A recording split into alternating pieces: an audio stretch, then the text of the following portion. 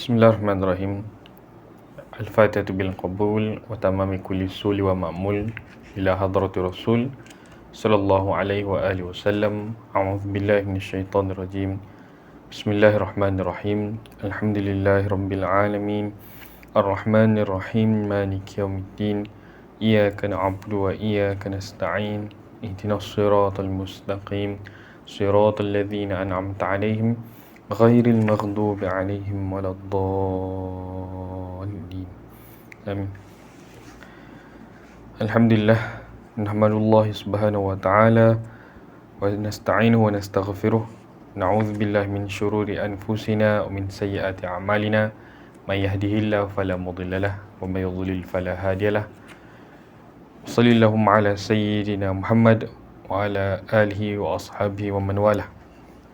Alhamdulillah, insyaAllah pada hari ini saya akan menyambung nasihat Imam Al-Ghazali dalam kitab Ayyuhal Walad, bagi nasihat yang ke-6 kan? Kalau sebelum ini saya telah pun membaca nasihat yang ke-4 dan juga nasihat yang ke-5 bersekali. Jadi insyaAllah pada hari ini saya akan cuba untuk membaca nasihat yang ke-6 sampailah nasihat yang ke-8. Ketiga-tiga nasihat ini merupakan nasihat yang pendek-pendek sahaja, ya. Baik, mari kita mulakan. Nasihat yang ke-6, hakikat hidup, cinta dan amal.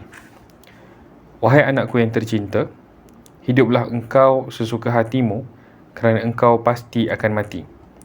Dan cintailah apa sahaja yang engkau kehendaki kerana engkau pasti akan berpisah dengannya.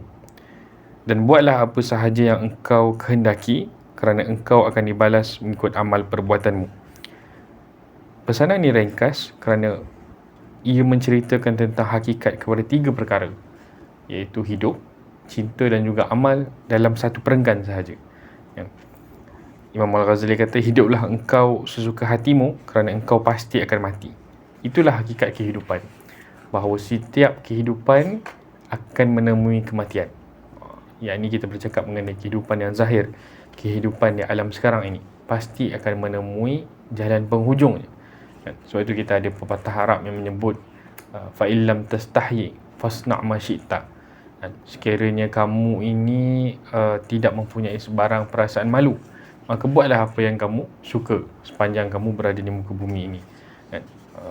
Bukanlah bermakna bila dikatakan kita boleh buat apa sahaja tu, kita boleh menjadi lesson untuk kita buat, kan? Dia macam seakan-akan satu bentuk reverse psychology, kan? Bila kita marah budak-budak, jangan panjat, kan? Pada waktu itu sebenarnya kita sedang melarang dia daripada memanjat. Jadi begitulah juga nasihat Imam Al-Ghazali di dalam nasihat yang ke-6 ini menggunakan reverse psychology. Hiduplah engkau sesuka hatimu kerana engkau pasti akan mati. Kemudian masuk pula, dan cintailah apa sahaja yang engkau kehendaki kerana engkau pasti akan berpisah dengannya. Inilah hakikat cinta, yang merujuk kepada hakikat cinta di sini. Tetapi sekiranya cinta tersebut didasarkan kepada Tuhan, didasarkan kepada Nabi Muhammad sallallahu alaihi wasallam, didasarkan kepada amal ibadah dan juga sebagai contohnya, jika kita mencintai Al-Quran, kita berdamping dengan Al-Quran, kita mencintai ilmu, kita berdamping dengan para ulama, kesemua ini akan mempunyai kesan di masa akan datang nanti. Dan sekalipun kita berpisah secara fizikal, namun ia akan mempunyai kesan ataupun menjadi pendamping kepada kita di akhirat nanti. Inilah hakikat cinta, bahawa setiap yang kita cintai akan kita berpisah dengannya. Sebab itulah, kalau begitu sayang pun walaupun begitu sayangnya seorang suami kepada isterinya, apabila dia telah meninggal, dia tidak akan bawa isterinya itu ke dalam kubur. Begitu juga bagaimana kasihnya seorang ibu kepada anaknya, apabila dia itu meninggal, anaknya itu tidak akan dapat dibawa ke dalam kubur. Ini kan pula bagi mereka yang mencintai sesuatu yang tidak hidup, ataupun benda yang kita katakan jumud ataupun jamat. Kalau kita cintakan dunia ataupun kita cintakan harta benda, kita harus sedar bahawa harta benda itu sama sekali tidak akan mengikut kita kembali ke dalam kubur ataupun alam akhirat nanti. Dan hakikat amal, buatlah apa sahaja yang engkau kehendaki kerana engkau akan dibalas mengikut amal perbuatanmu. Kalau sebelum ni kita ada bercakap mengenai bagaimana hendak mengukur keikhlasan di dalam beribadah mengikut kata-kata Imam An-Nawawi. Kalau sebelum ini kita ada 3 jenis keikhlasan ataupun 3 jenis penghambaan. Yang pertama sekali itu penghambaan seorang hamba apabila dia itu melakukan sesuatu kerana takut akan hukuman. Kita katakan kita melakukan sesuatu amal ibadah ini kerana kita takut masuk ke dalam api neraka ataupun takut dihukum dengan api neraka. Kemudian kedua, kita melakukan sesuatu amalan ini seperti seorang saudagar, kan? Kita berkira-kira ataupun kita mengira-ngira hasil keberuntungan daripada amalan kita, kan? Maka apabila kita berbuat demikian, kita mengharapkan syurga daripada Allah Subhanahu Wa Taala sebagai balasan kepada setiap amalan yang telah kita buat. Jadi ini adalah keikhlasan ataupun amal ibadah seperti mana seorang saudagar. Tapi yang terakhir sekali, ini ubudiyah yang tertinggi, kan? Ubudiyah seorang hamba seorang manusia yang merdeka, kan? Adalah ubudiyah yang melakukan segala-galanya kerana cinta. Jadi bila melakukan segala-galanya kerana cinta, itulah dia makam ikhlas yang sebenar, kan? Kerana dia tidak mengharapkan apa-apa. Dia tidak mengharapkan sebarang balasan, kan? Mungkin ada di dalam kehidupan kita di mana kita melakukan sesuatu perkara tanpa mengharapkan apa-apa balasan sekalipun, dan tanpa kita sedar pada waktu itu kita sedang mencapai tahap ikhlas yang kita katakan tahap ikhlas yang tinggi, kan? Itu pun kita lakukan sesama makhluk. Ini kan bayangkan pula kalau kita mempunyai ikhlas yang tinggi sebegitu dalam hubungan antara kita dengan Allah Subhanahu Wa Taala, maka itu adalah ikhlas yang lebih baik lagi. Namun sekiranya kita melakukan sesuatu, seandainya kita katakan saya lakukan sesuatu ini kerana ikhlas untuk mendapatkan pujian daripada orang lain, saya melakukan sesuatu ini kerana ikhlas hendak mendapatkan pangkat dan juga harta, maka itu sebenarnya sudah terkeluar ataupun tergelincir daripada kategori ikhlas itu tadi. Dia masuk pula ke dalam apa yang kita panggilkan sebagai ostentation, kan? Ataupun ostentation, riak, kan? Riak.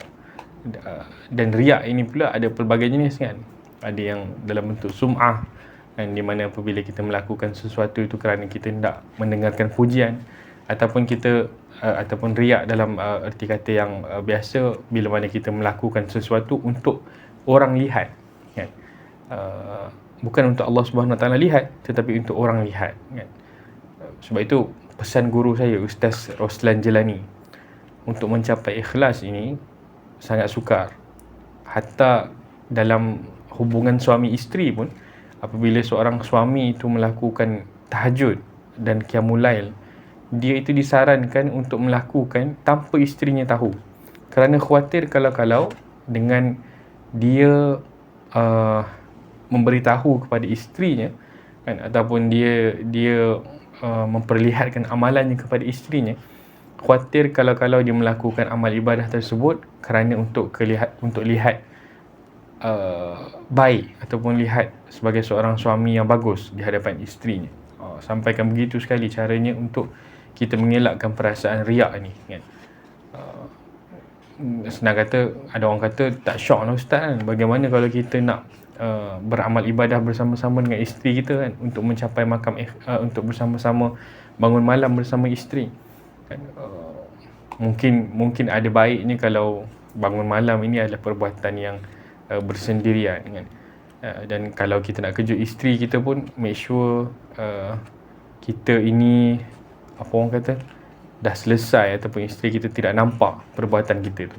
Sebab tu dalam masa yang sama saya teringat pesan guru saya juga, Ustaz Mahathir Joel.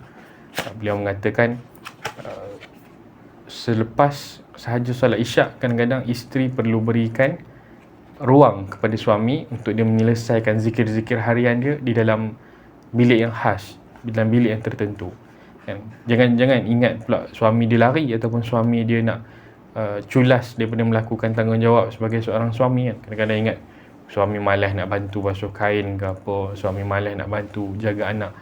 Tapi ruang dan masa yang diberikan untuk seorang suami itu perform ataupun melakukan amal ibadah zikir harian ini secara tidak langsung akan menyumbang kepada kebahagiaan keluarga.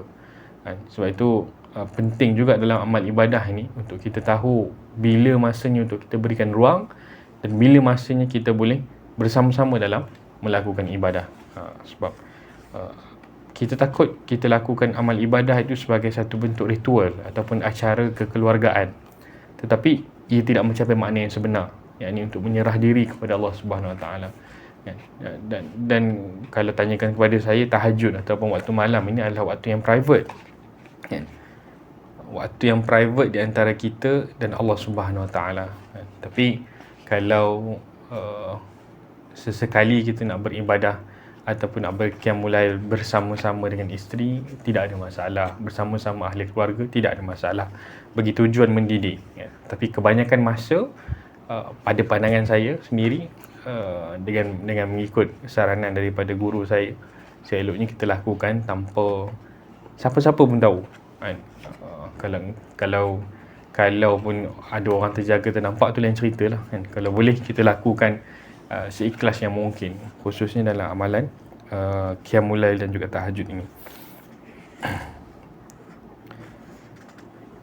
Dan apabila Imam Al-Ghazali menyentuh tentang hakikat hidup, cinta dan amal ini, secara tidak langsung sebenarnya beliau kembali menyentuh tentang mereka yang mengejar-ngejar sesuatu amalan dalam kehidupan ini kerana tujuan untuk mendapatkan sesuatu habuan.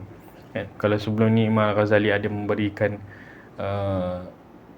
nasihat mengenai mereka yang mengejar ilmu-ilmu yang rasmi, yakni dia itu menuntut ilmu bagi mendapatkan jawatan, ataupun menuntut ilmu dengan tujuan untuk menjadi seseorang, yang mana ada disebutkan, seingat saya hadis menyebutkan, Nabi Muhammad SAW menyebutkan bahawa terdapat amaran bagi mereka yang menuntut ilmu dengan tujuan riak, dengan tujuan untuk mendapatkan sesuatu. Pertamanya dia itu menuntut ilmu kerana hendak tergolong di dalam golongan ulama. Maknanya dia mendapatkan ilmu, dia berjaya mendapatkan ilmu dan menjadi orang yang mempunyai pengetahuan, mempunyai maklumat, dengan tujuan untuk dia itu sama taraf dengan siapa yang mereka gelarkan sebagai ulama. Dan kemudian kedua, ada juga mereka yang menuntut ilmu dengan tujuan untuk memperlihatkan kehebatannya kepada orang jahil. Dan terakhir sekali, ada orang yang menuntut ilmu dengan tujuan untuk mencapai kemasyhuran ataupun untuk mencapai glory. Ini adalah antara tiga perkara yang perlu kita elakkan, khususnya dalam mencari ilmu dan bagi mengelakkan kerosakan kepada amal kita. Sebab timbangan amal kita dinilai kepada ikhlas dan niatnya. Kalau amal kita ini dilakukan khusus untuk orang lain, maknanya amal ibadah ini kita lakukan khusus untuk memikat hati wanita, ataupun ilmu kita ini diamalkan khusus untuk menjatuhkan pihak lawan bagi kita mendapatkan kuasa, maka tujuan akhir ilmu tersebut jadi begitulah, sampai kepada hal yang kita kehendaki itulah, kan. Fahijratuhu ila ma hajra ilaih, kan, seperti mana yang hadis Nabi sebutkan dalam hadis innamal a'malu binniyat, kan, fa innamal likulli imri'in ma nawa, kan, sesungguhnya bagi setiap satu perkara itu seperti apa yang diniatkan, kan. Dan sekiranya seseorang itu meniatkan sesuatu itu dengan tujuan untuk mendapatkan habuan, maka dapatlah dia, kan. Tapi belum tentu dia itu akan mendapatkan ganjaran yang sebenar, yakni ganjaran daripada Allah Subhanahu Wa Taala. Baik, seterusnya kita masuk kepada nasihat yang ketujuh. Kata Imam Al-Ghazali, dahulukan belajar ilmu yang fardu ain.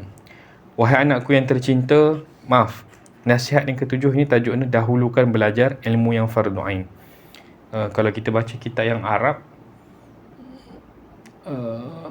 dan juga yang bahasa Inggeris, tidak ada kita katakan heading ataupun title ni, kan.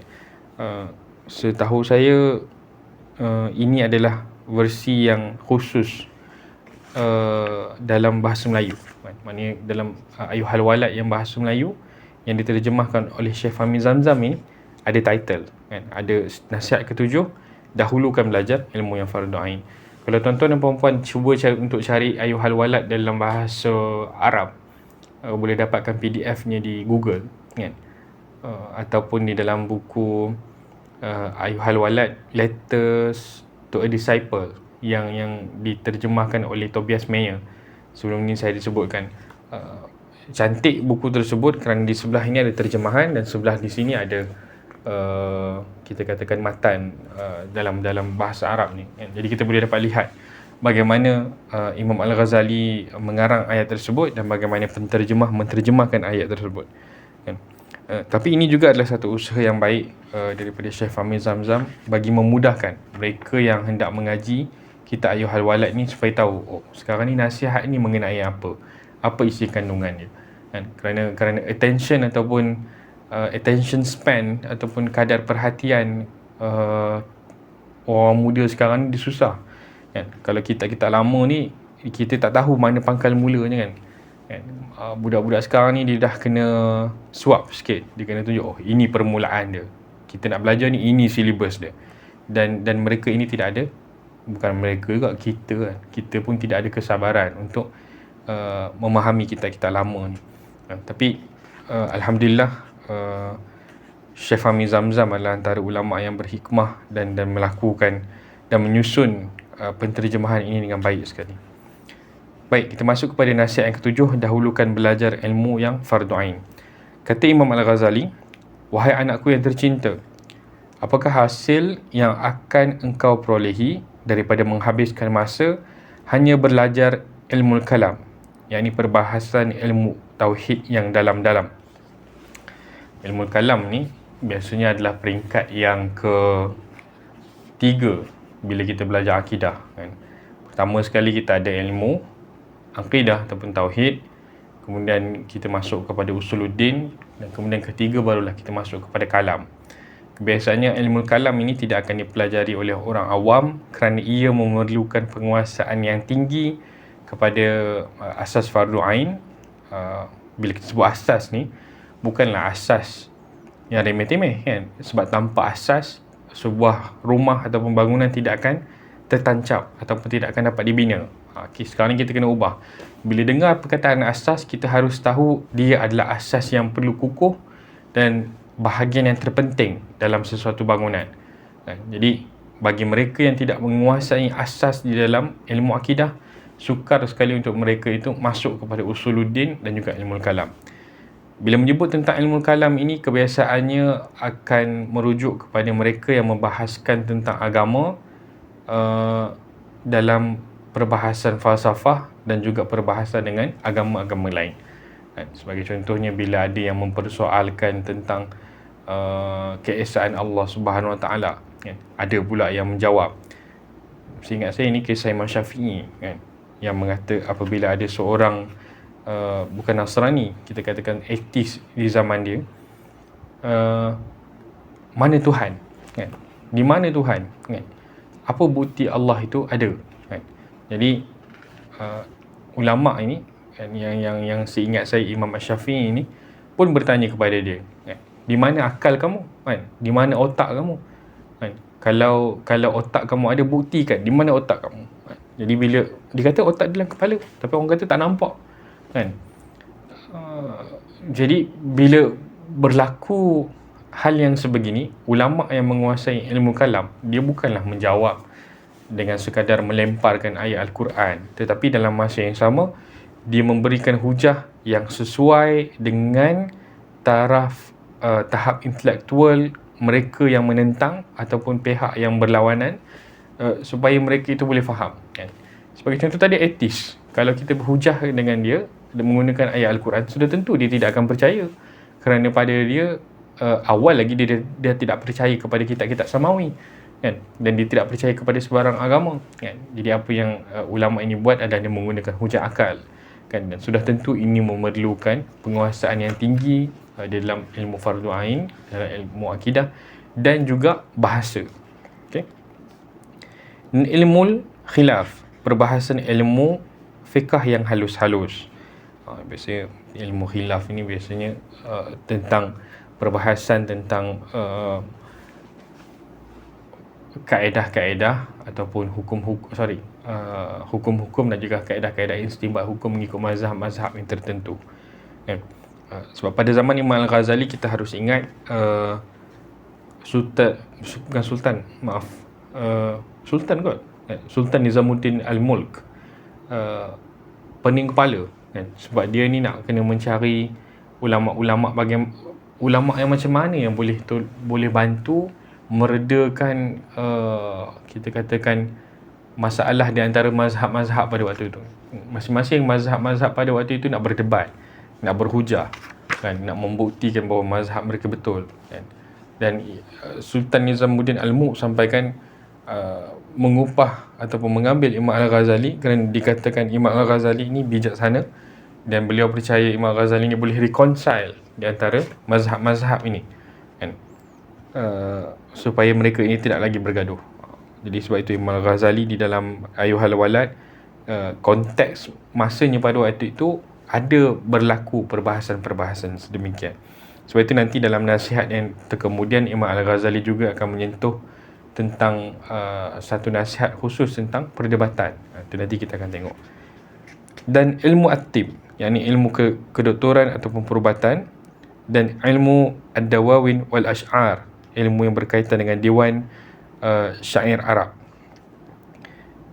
Jadi bila Imam Al-Ghazali menyebut tentang ilmu at-tib, kan, ilmu perubatan ni, dan juga ilmu diwan ataupun syair Arab ni, tidaklah pula bermakna ilmu-ilmu tidak penting, ya. Tapi Imam Al-Ghazali menyebut tentang awlawiyat, kan. Mana satu, apakah lebih penting untuk kita belajar ilmu fardu ain berbanding dengan kita mempelajari ilmu-ilmu ini, sedangkan ilmu fardu ain sendiri pun kita belum khatam lagi, kan. Ilmu at-tib pada waktu itu sangat penting, kan, kerana pada zaman Imam Al-Ghazali lah antara zaman di mana ilmu kedoktoran ataupun at-tib ini berkembang, kan.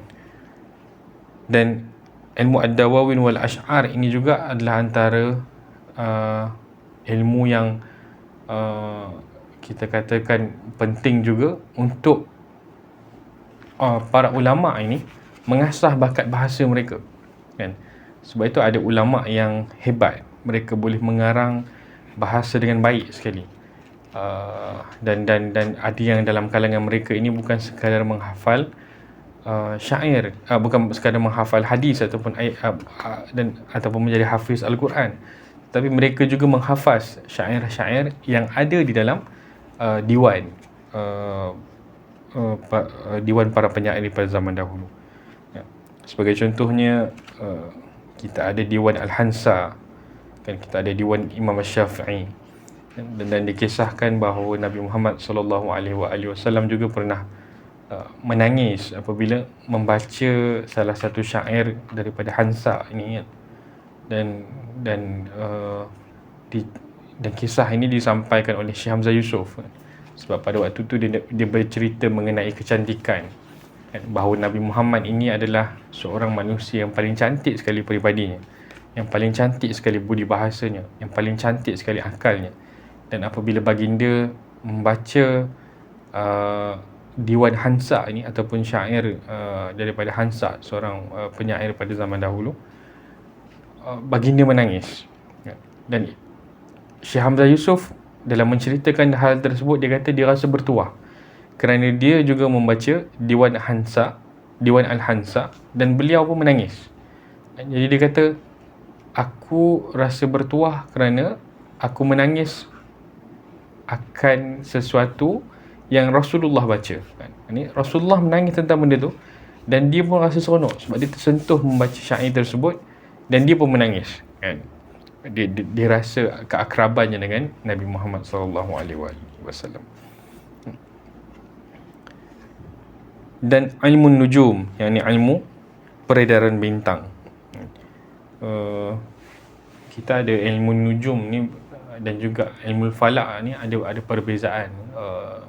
Biasanya kalau ilmu nujum ni dia merujuk kepada astrologi, kan. Kalau ilmu falak merujuk kepada astronomi, kan. Ada perbezaan.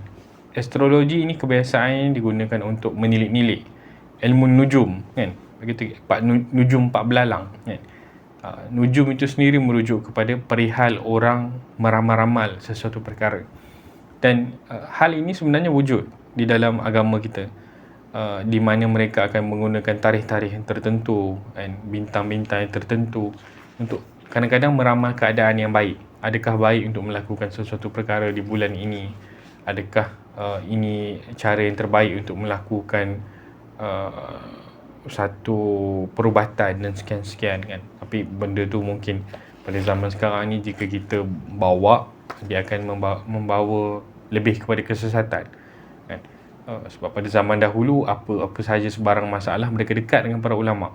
Tapi zaman sekarang kita ni walaupun ada Google, walaupun ada ulama yang boleh kita mesej dengan WhatsApp, takut-takut ilmu sebegini akan mengelirukan umat Islam dengan lebih banyak lagi kan. Kalau astronomi tu tak apa kan, sebab memang kita belajar astronomi dan ada kepentingannya dalam menentukan sebagai contohnya masuk waktu solat kan, perubahan waktu berbuka puasa kan, dan juga perubahan kalender-kalender Islam kan, dan pelbagai lagi.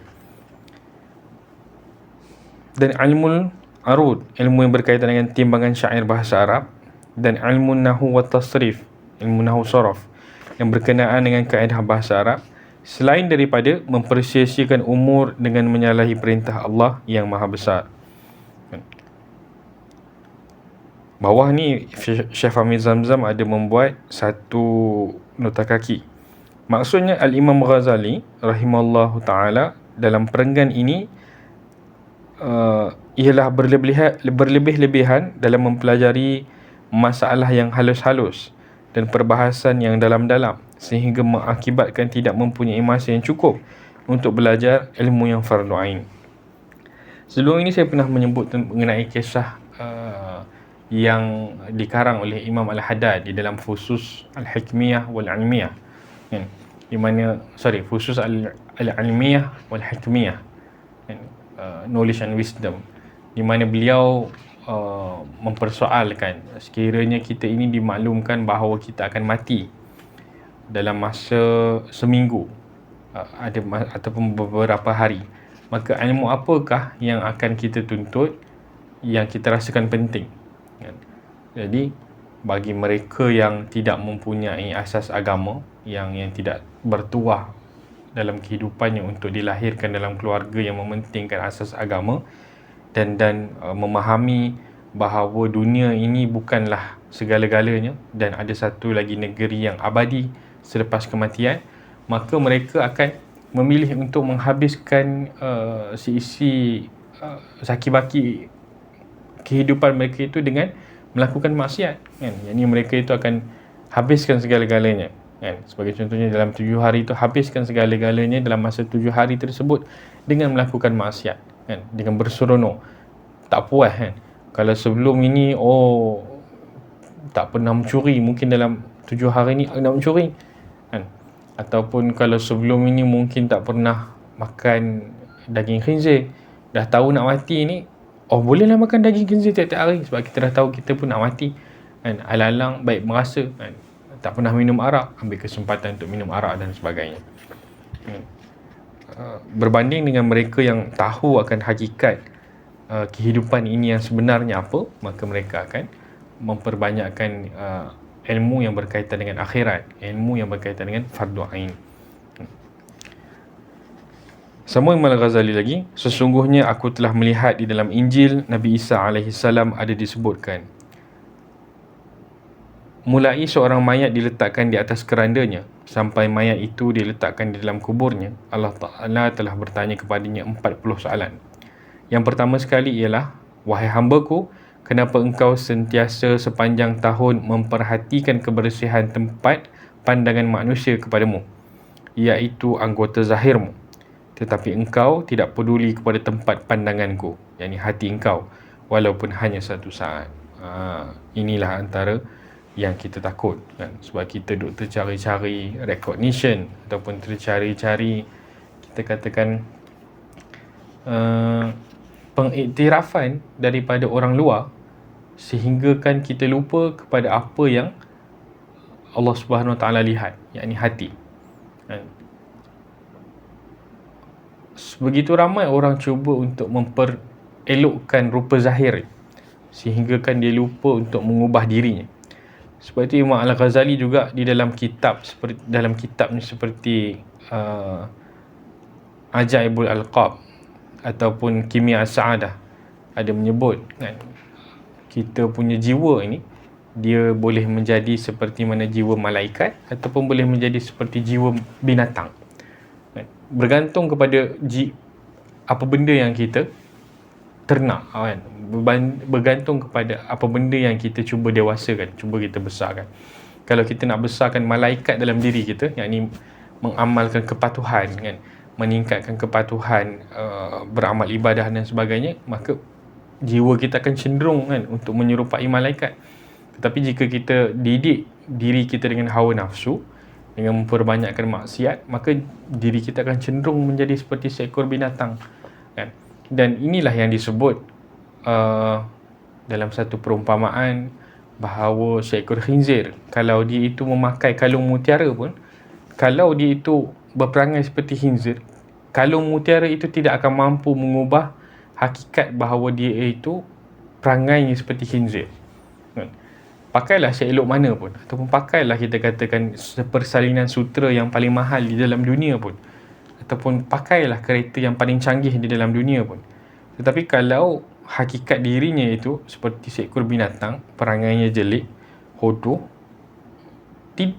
tidak akan terubah dirinya oleh kerana barang-barang tersebut kan? Samalah juga seperti seekor keldai yang disebutkan yang membawa kitab Taurat kan, yang mana Allah Subhanahu Wa Taala sebut di dalam surah Al-Jumu'ah kan, masalul ladzina humilut Taurat thumma lam yahmiluha kamathalil himar yahmilu asfara kan. Masalul ladzina humilut Taurat thumma lam yahmiluha kamathalil himar yahmilu asfara bi'sa mathalul qaumil ladzina kadzabu bi ayatillah wallahu la yahdil qaumaz zalimin kan. Seumpama keldai yang membawa Taurat tetapi tidak memberi manfaat kepada dirinya kan. Diusungnya keldai itu diusungnya kitab Taurat merata-rata kan, ratusan ribu batu perjalanan sekalipun, kalau dia itu masih mengkeldaikan dirinya, di penghujungnya kitab Taurat itu tidak membawa apa-apa kepada dirinya kan, tidak ada guna kepada dirinya, sekadar satu beban, sekadar satu aksesori. Samalah juga seperti mana Al-Quran kan, kalau Al-Quran itu dibaca oleh mereka yang menternak binatang di dalam dirinya, Al-Quran itu jadi aksesori semata-mata kan. Al-Quran itu tidak akan mampu membawa pencerahan kepada dirinya kan. Begitu juga dengan orang yang menghafal Al-Quran kan. Kita dapat lihat satu gejala yang bermasalah akhir-akhir ini atau beberapa dekad ini, bila mana ibu bapa gemar menghantar anak-anak yang paling nakal ke pusat tahfiz kan, dengan harapan anak-anak ini akan jadi baik kan. Walhal pertama sekali mereka harus ingat bahawa didikan mereka itu lebih penting kan, sebelum diserahkan bulat-bulat kepada pusat tahfiz untuk membentuk akhlak anak mereka kan. Khawatir apabila keluar ini, kalau kita lihat kebanyakan mereka yang menghafaz Al-Quran tetapi perangai teruk ni kerana gagal untuk memahami makna kan? Dan ini yang kita cuba untuk elakkan daripada berlaku kan. Sekalipun dia itu menghafal keseluruhan 30 juzuk Al-Quran tetapi hatinya tidak tercerah, ini yang kita mohon kepada Allah Subhanahu Wa Taala agar dijauhkan. Dan setiap hari Allah Ta'ala memandang ke dalam hatimu lalu ia berfirman, kenapa engkau hanya memberikan perhatian kepada selain daripadaku, sedangkan engkau dikelilingi dengan ihsanku? Apakah engkau sebenarnya tuli dan tidak dapat mendengar lagi?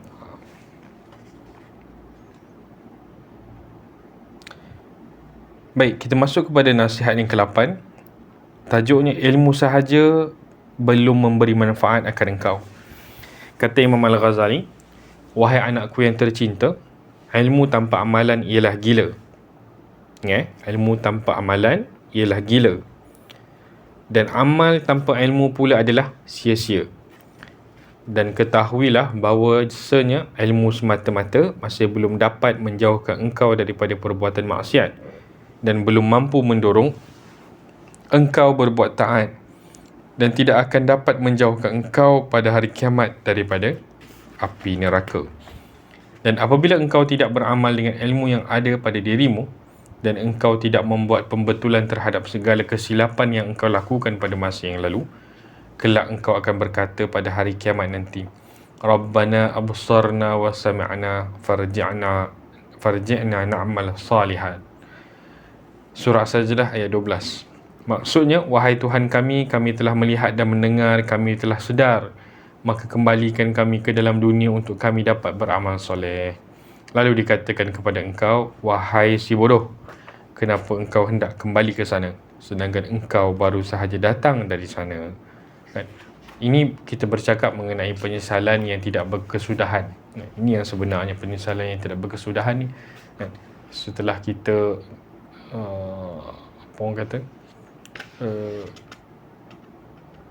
datang ke akhirat, setelah kita hadir ke akhirat, kita minta untuk patah balik ke bumi, kan? Patah balik ke dunia ini kerana kita katakan seolah-olah kita ini terlupa untuk beribadat, kan? Walhal kita dah terlepas due date, kan? Sedangkan kalau kita nak masuk wayang pun, kalau terlebih waktu, kan, sebagai contohnya nak masuk teater ataupun wayang, kalau tuan-tuan dan puan-puan terlewat masuk ataupun dah masuk tu, kalau nak keluar balik, nak patah balik, cerita ni tak best lah, kan? Saya nak refund balik, belum tentu boleh, kan? Tetapi ini memperlihatkan satu sikap di mana kebanyakan manusia di dalam dunia ini gemar sekali untuk menangguh-nangguhkan amal ibadah, kerana mereka itu tidak mempunyai keyakinan kepada apa yang ada di akhirat nanti.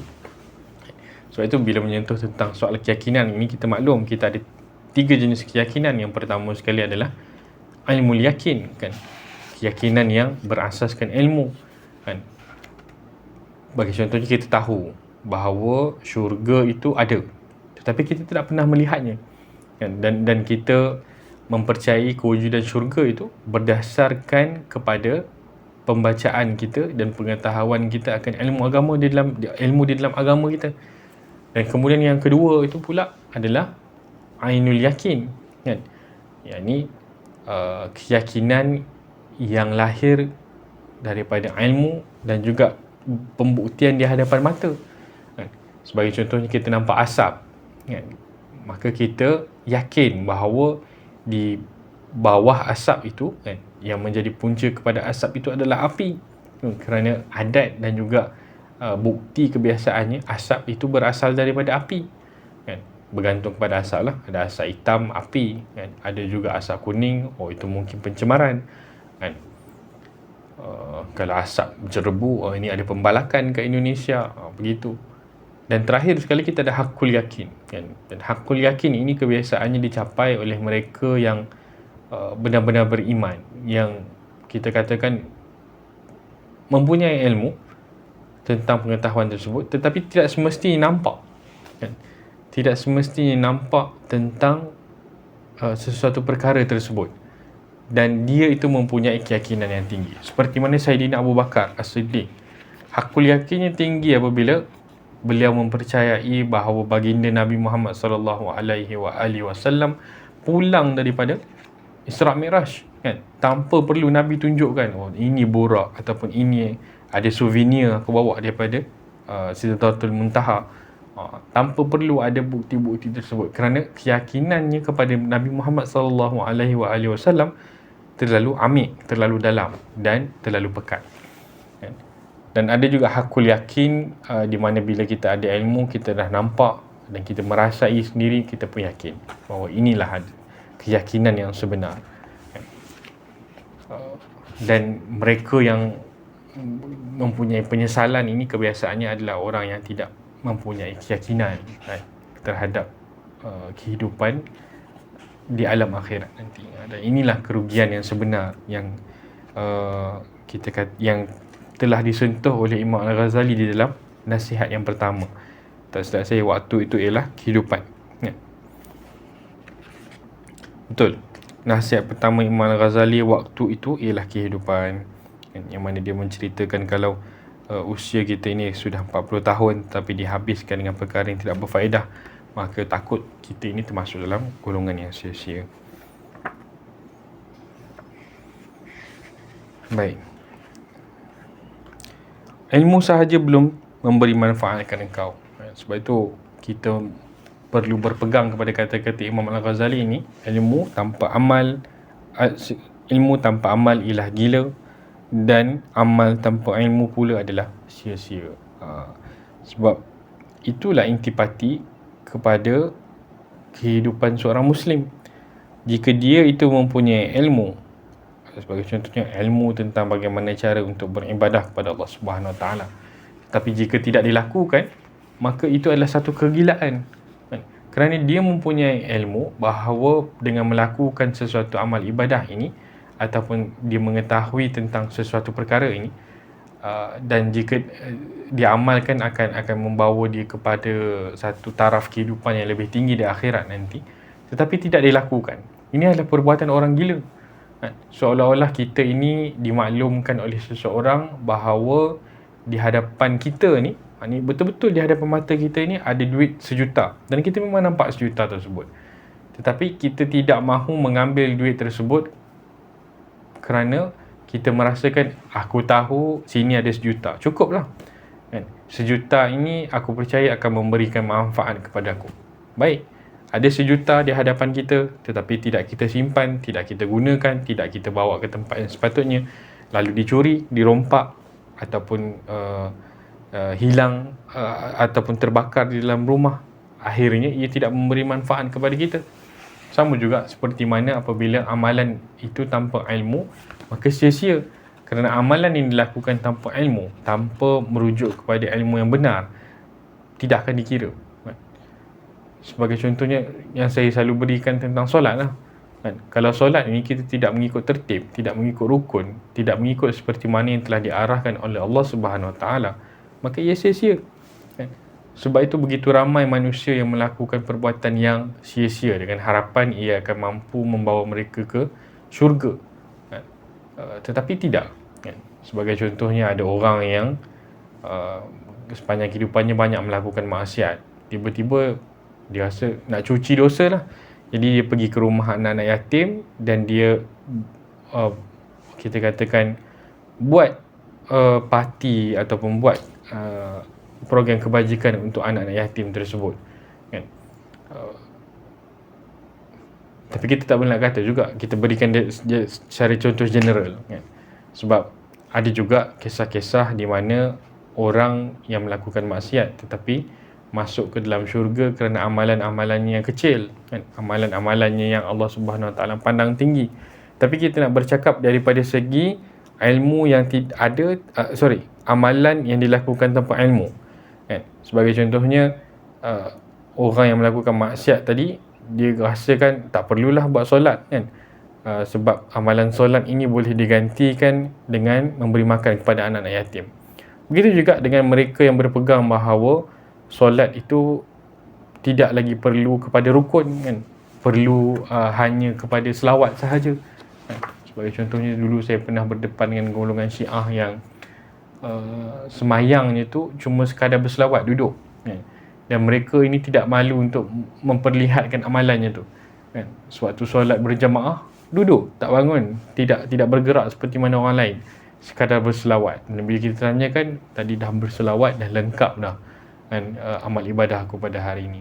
Ini yang kita cuba untuk elakkan daripada berlaku dalam kehidupan kita. Na'udzubillah min zalik. Okay.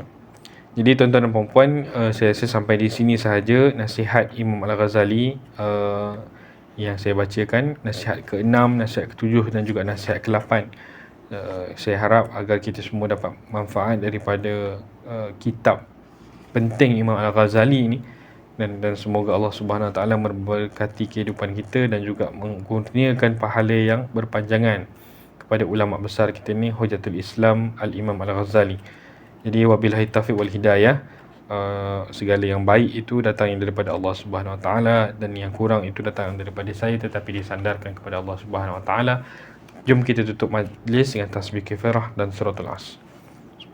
Wa bihamdika asyhadu an la ilaha illa anta astaghfiruka wa atubu ilaik. Wal 'asri innal insana lafi khusr illa alladhina amanu wa 'amilus solihati wa tawassaw bil haqqi wa tawassaw bis sabr. Assalamualaikum warahmatullahi wabarakatuh.